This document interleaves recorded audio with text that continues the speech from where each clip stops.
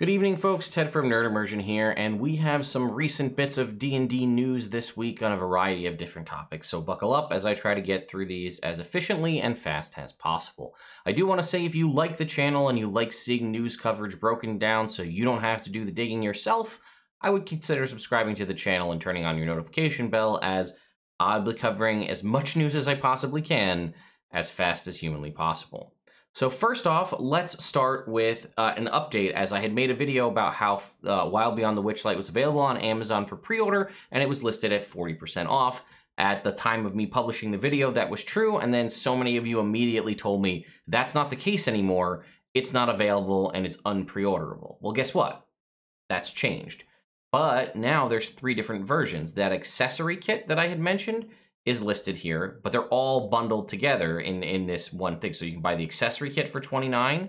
You can buy the adventure for $29, 40% off once again. However, check this out. They recopied these first 3 images and removed any images of the back cover have been removed from the listing.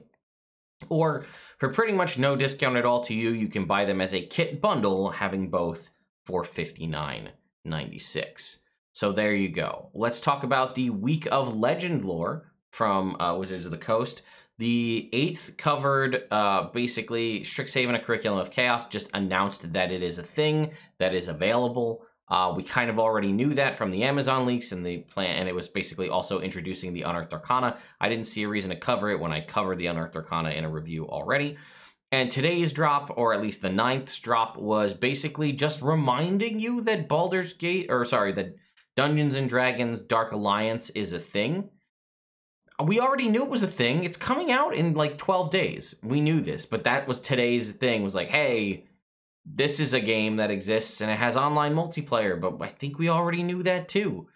They released a new trailer today, which was pretty interesting. But again, it doesn't really tell me anything I didn't already know. The only other thing that was announced was this Lambert House Pride special run by on the Penny Arcade channel. That'll be DM'd by Kate Welch, and it'll be interesting because Jeremy Crawford is actually a player, which is something we don't normally see. That would have already happened by the time me recording this video. I didn't get a chance to watch it, but I'll probably check it out. I do love Ak Inc., so that will be that. Something else that someone mentioned to me, which I'll zoom out here because it'll be a little bit easier to tell. If you go and take a look, Wild Beyond the Witchlight is listed under the Adventure section of D&D Beyond, whereas Strixhaven, a Curriculum of Chaos, is listed as a source book. But the titling and what we know about it seems to lend itself more to being an adventure book. Now, I don't know how difficult it is to change these things in D&D Beyond. That may shift over. But if you look at the adventures, right? Baldur's Gate, and then a title, right? Waterdeep, and then a title. Icewind Dale, and then a title, right? This is Strixhaven, and then a title. Whereas we have, I guess Eberron. I guess Eberron's a pretty good example. It's Eberron, Rising from the Last War.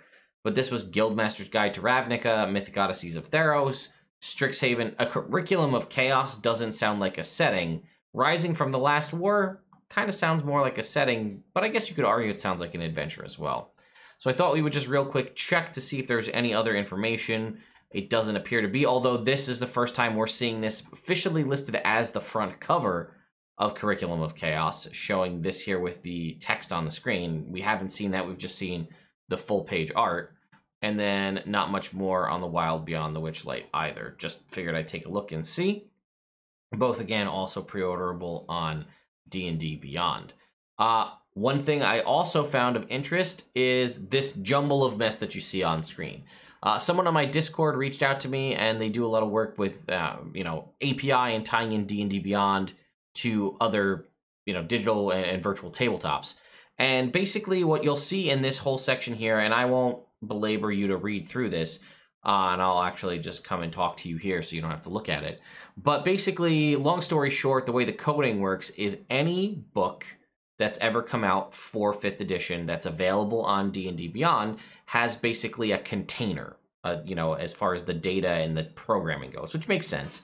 And apparently this is where like subclasses and classes and things lie, right? So if you wanted to turn off certain content and things like that.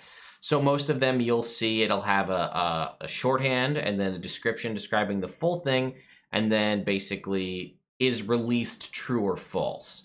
So, you know, for example, it's all the way up to date to include Wild Beyond the Witchlight and Strixhaven, and both of those are listed to is released : false, meaning they're showing, but there's no access to what is contained inside said documents.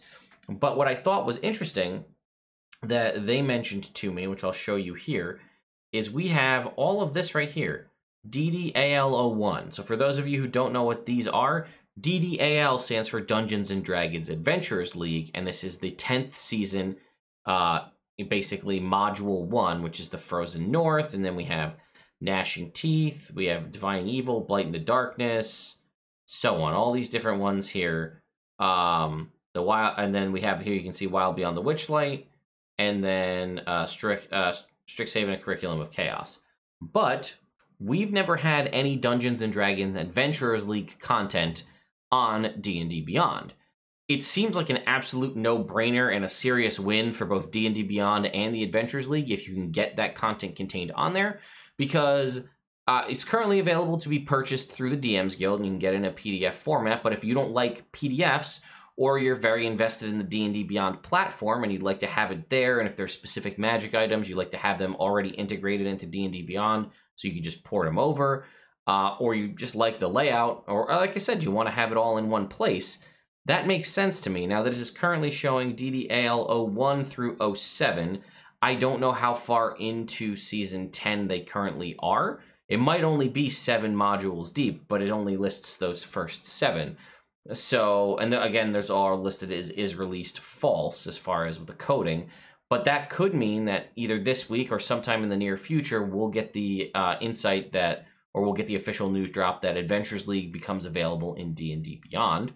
And a couple of other things that I thought were interesting, as soon as I can find them, so I'm not confusing anybody here. There's a, here we go, is what I've highlighted right here.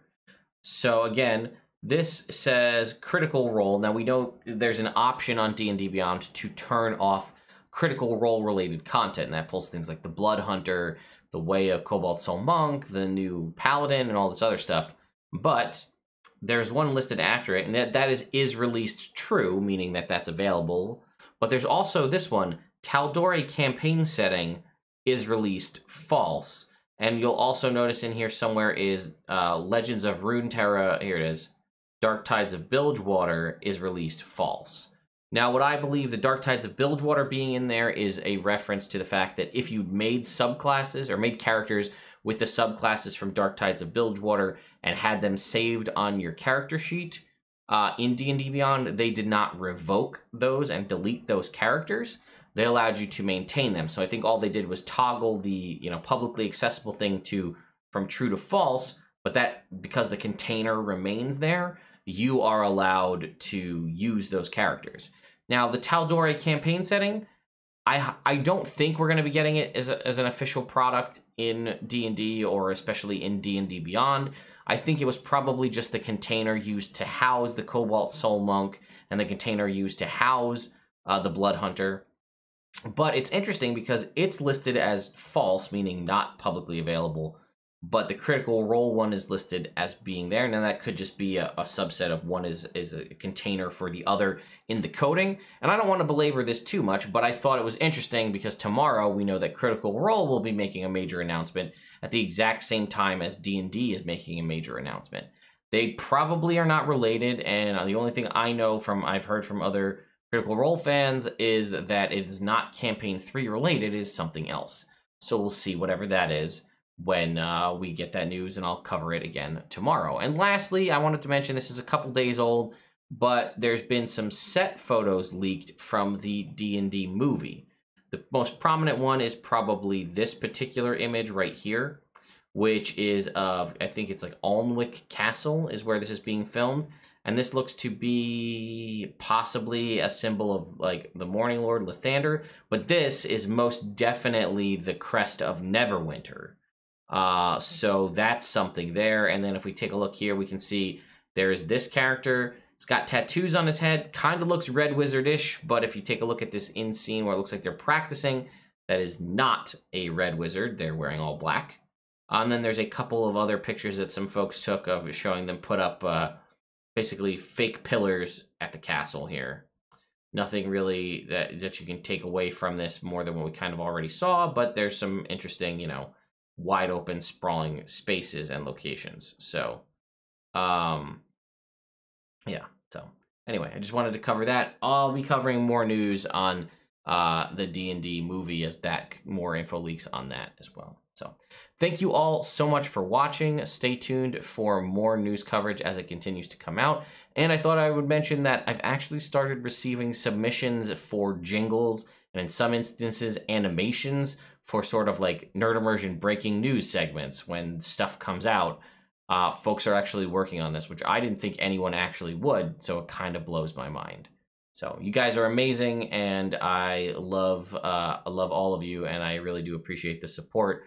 And when folks want to go out of their way to create little fun things like this, or any of the folks that send me any of the stuff they send to the P.O. box, that always makes my day. So I really do appreciate it. Thank you all so much for watching, and I'll see you next time.